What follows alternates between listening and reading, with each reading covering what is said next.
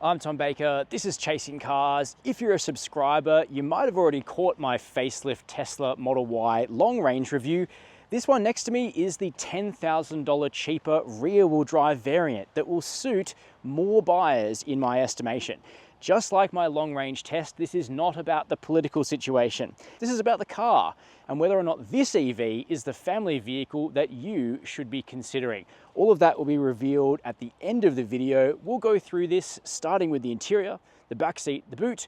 We'll discuss the real world range and efficiency and charging data that I've collected on my test. We'll drive it together and then I'll let you know whether you should buy the Tesla Model Y rear wheel drive or something different. But before we get started, please subscribe. Chasing Cars, honest reviews of your next car.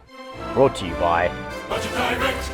Beneath these slightly longer and slightly lower to the ground dimensions and Cybertruck inspired styling, which I actually think quite suits the Model Y, we come to an interior that is a significant upgrade from the pre-facelift version, and it does need to be because the rear wheel drive is up $3,000 from its historically low price in Australia. And the Tesla bosses told me, don't expect too many price changes this time around. So what are we getting for our circa $64,000 drive-away price here in New South Wales? Well, a reasonably nice cabin as long as you're happy with a minimal aesthetic. Most things are done through this 15.4-inch touchscreen here, which does work well and crisply and quickly thanks to an AMD processor, while material quality and plushness is noticeably up, as is quietness, as we'll see when we're on the move. The seats are better, firmer, harder, more supportive, but still comfortable now with cooling, which means you can finally go for the black interior without sweating terribly in summer under the glass roof, which also has additional thermal insulation this time around. The base grade does compromise in that it only gets 9 speakers, which sound good rather than great. If you want a full 16-speaker hi-fi, the long range might be worth it, and it gets a bigger battery too. No Apple CarPlay or Android Auto still, but on the whole, some really solid improvements to the cabin. Let's check out the back seat. For the second time in this video, you're going to hear a door closing. The reason I make a point of it is the seals are improved for the Model Y, just like the refreshed Model 3 before it. Quality is noticeably up here. Finally, Tesla is paying attention about things like tolerances for the Model Y's interior. Right up to the end of the run of the pre-facelift version, there were still rattles and squeaks even in the press cars that Tesla would give us, let alone what customers received. This is now the second refreshed Model Y I've tested where those sorts of noises are virtually zero. Still a couple of issues up here around the B-pillar where it meets the glass roof, but that's really about it. These cars seem to be better built. There's also lots of room here on a long wheelbase. Good legroom, headroom, and tow room for a 6-footer like myself, so your kids should be fine back here unless they are enormous basketball players under the glass roof. They'll also be able to play with an 8-inch touchscreen with things like Netflix and Spotify, but it is a bit of a reach down there. A seat back screen or just your own phone is probably superior in the real world. And I wish the seat base was just angled up a little bit further so you didn't have to splay your legs, but you do. However, the power recline on the seats is certainly a nice touch. Ultra Red, the name of this $2,600 optional paint, and it shines in cloud or sun as we found on this test. Are you a fan of the refreshed styling? Let us know down below. Ultra wideband Bluetooth has also been added, so if you have the phone app and your phone in your pocket for a few seconds, that'll open without having to push the button, revealing a claimed 854-litre boot with a cargo cover that is sturdy and high quality, but that I still can't figure out how to package properly when it's folded up, so please help me below in the comments. The boot is big, but probably not 850-litre big in the real world. Tesla seems to measure it to the top of the glass, unlike just about every other car manufacturer in the world. But no spare wheel and excellent motor packaging and suspension packaging gives you a huge box beneath the boot floor and power. Oh dear. See, this is why I need to learn how to do this cargo blind a bit better.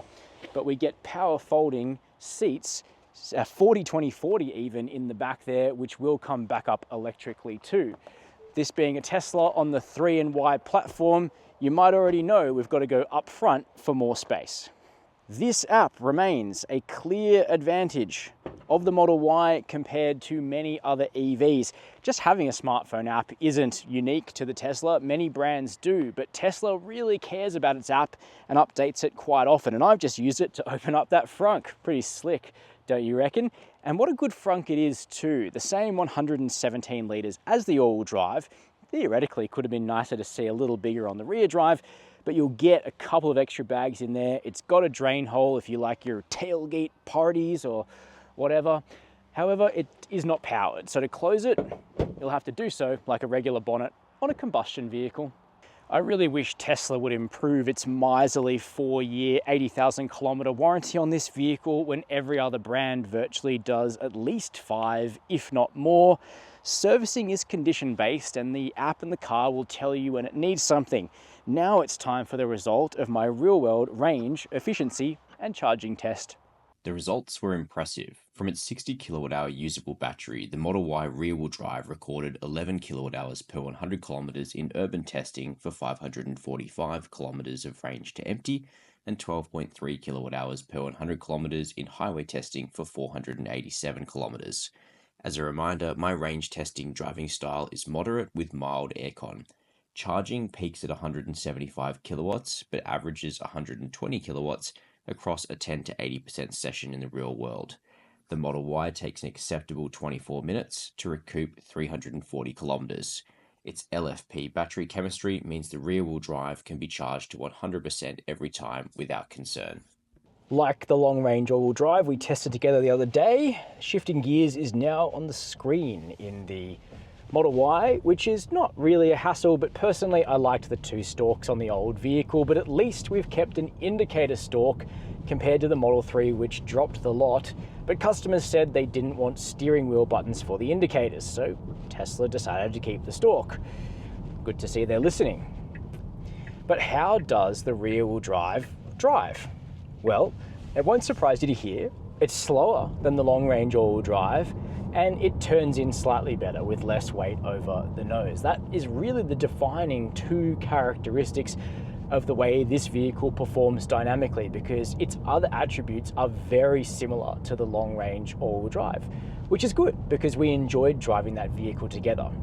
First to the specs, or at least what we think we know of them, because Tesla doesn't publish things like power and torque numbers like other car manufacturers do, so we rely on things like government database submissions.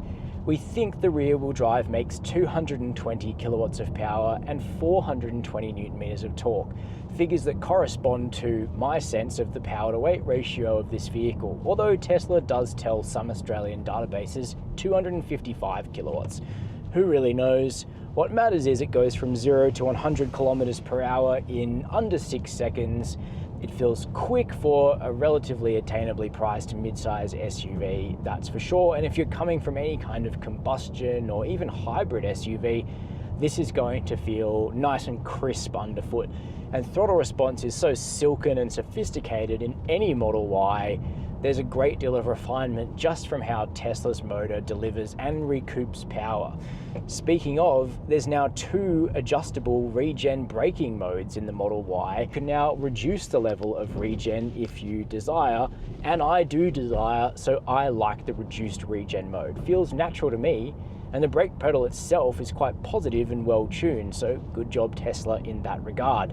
But you wouldn't say the Model Y rear-wheel drive jumps off the line with zealous energy like a long-range all-wheel drive does. If anything, it feels software limited as you drive off, maybe to protect the motor, not sure, maybe to protect the sales percentage of the long-range all-wheel drive, which does feel much faster from launch in the real world.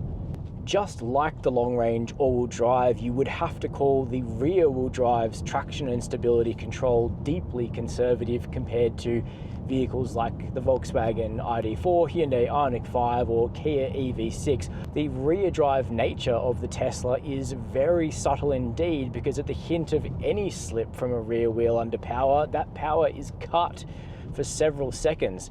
Ideally, this response would be adjustable with something like an ESC Sport mode, but Tesla does not see fit to give that to buyers until you get to the performance version of this car, which is way faster, heavier, and more expensive. If anything, that adjustability would be nice in the simplest, lightest rear-wheel drive spec.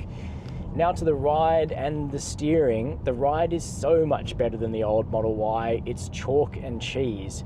It's still very level with a firm edge to it, and there's little to no body roll in most circumstances, meaning some other SUVs ultimately feel more plush and perhaps slightly better balanced.